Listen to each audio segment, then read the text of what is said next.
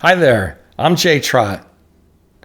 Wallace Sayre once made the very famous remark that the reason university politics are so vicious is that the stakes are so small.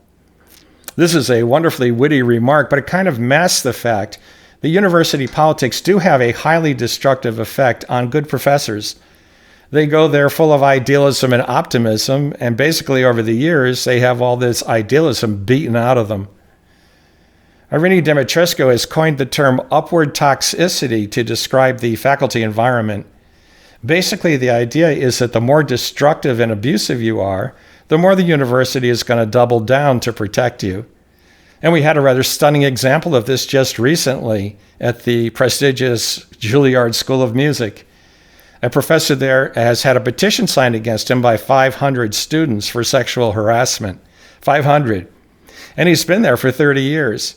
So that kind of illustrates the theory that toxic behavior does cause you to rise at the university, and the university will double down to protect you. Not only that, but he is the chairman of his department. So again, that sort of illustrates the upward toxicity concept. And maybe you're thinking this is just an aberration.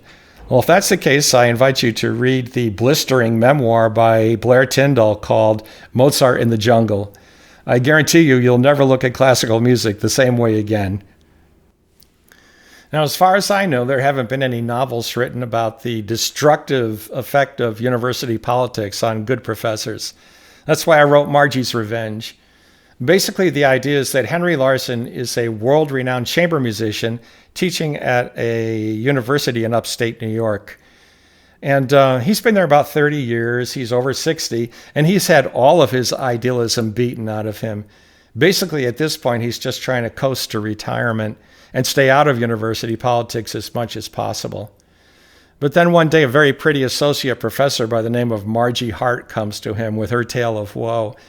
It seems that her friend Alicia has run afoul of the good old guys in the department. Alicia has had the misfortune of giving some very good concerts, which basically show their limitations, show them up. And they don't like that. They want to get her kicked off the adjunct faculty, basically because they're jealous of her. And Margie wants Henry to help her, preserve her if he can. Now, this is a cause that Henry sort of feels he can identify with, not just because Margie Hart is pretty, but also because he's a little bit like Alicia himself. He's a world-class musician, been all over the world, made all kinds of recordings, and yet in his own department, he gets treated like dirt. And so he signs up for the cause, but Henry doesn't realize that Margie actually has an ulterior motive. She herself has been a victim of abusive behavior in the department, and she wants revenge. And eventually, Henry finds himself entangled in a struggle, a titanic struggle within the department and also the administration that leads to a shocking ending. So check it out. Again, it's called Margie's Revenge. You can find it on Amazon.com. There's an audiobook there too, so you can actually listen to a sample of me reading from the first chapter. University politics do have a destructive effect on good professors.